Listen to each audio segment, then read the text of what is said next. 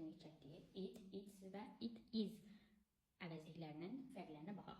İlkin olaraq başlayırıq itdən. It şəxsi vəzlidir. Personal pronoundu o deməkdir. Itdən sonra mütləq xəbər gəlir. Məsələn, it is my book. It is sunny today. Bugün hava günəşlidir və s.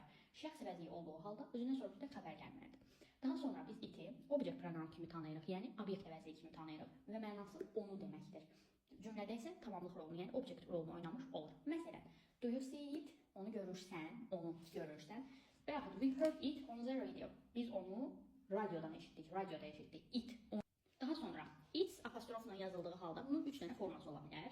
Hansı ki its yəriyə vəzliyi ola bilər, onun mənasını bildirə bilər, özündən sonra mütləq isim gəlməlidir və ya sifət plus isim gələ bilər. Məsələn, its screen is black. Onun ekranı qaradır. Onun ekranı. Its old buildings. Onun köhnə binalar, tikililər.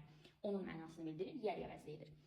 It apostrof s olduğu halda bu iki cür ola bilər. Bir, it is'in qısaldılmış ola bilər və bir də it has'in qısaldılmış ola bilər. It is'in qısaldılmışıdır, həm has'in qısaldılmışıdır. It has a lot of food. Onun çoxlu yeməyi var. Bu halda biz bunu it is a lot of food deyə bilmərik.